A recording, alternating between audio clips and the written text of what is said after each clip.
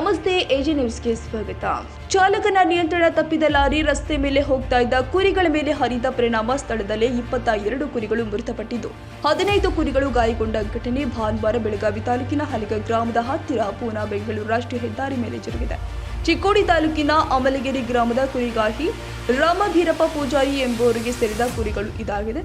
ಹಲಗ ಗ್ರಾಮದ ಜಮೀನಿನಲ್ಲಿ ತಂಗಲು ಕುರಿಗಳ ಸಮೇತ ಆಗಮಿಸಿದ್ದ ರಾಮಪ್ಪ ಪೂಜಾರಿ ರಸ್ತೆ ಪಕ್ಕ ಹೊರಟಿದ್ದ ಕುರಿಗಳ ಹಿಂಡು ಕಂಡು ನಾಯಿ ಬೊಗಳಿದೆ.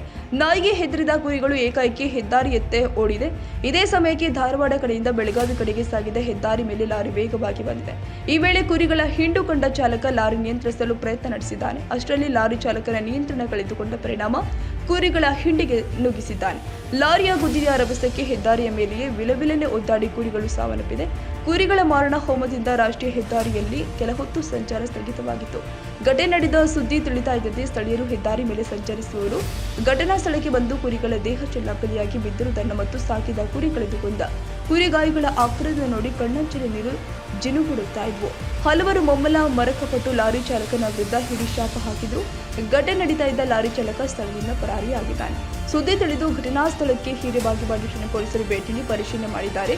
ರಸ್ತೆ ಮೇಲೆ ಛಿದ್ರವಾಗಿ ಬಿದ್ದಿರುವ ಕುರಿಗಳ ಮೃತದೇಹಗಳನ್ನು ತೆರವು ಕಾರ್ಯ ಮಾಡಿದ್ರು. ಈ ಕುರಿತು ಹಿರೇಬಾಗೇವಾಡಿ ಪೊಲೀಸ್ ಠಾಣೆಯಲ್ಲಿ ಪ್ರಕರಣ ದಾಖಲಾಗಿದೆ. ತಾಜಾ ಸುದ್ದಿಗಾಗಿ ಎಜೆ ನ್ಯೂಸ್ 24x7 ಗೆ ಸಬ್ಸ್ಕ್ರೈಬ್ ಮಾಡಿ ಮತ್ತು ಬೆಲ್ ಐಕಾನ್ ಒತ್ತಿ ತಪ್ಪದೇ ಲಿಂಕ್ ಶೇರ್ ಮಾಡಿ.